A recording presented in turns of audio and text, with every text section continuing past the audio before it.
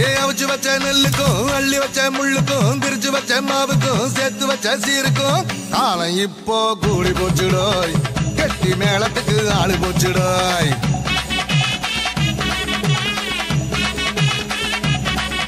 ஏ ஆட்டுக்கல்லு வாய்க்கும் அம்மி கல்லு காதுக்கும் அடுப்பங்கற சூட்டுக்கும் ஆத்தங்கற கல்லுக்கும் கும்பிடு தானே போட போறாய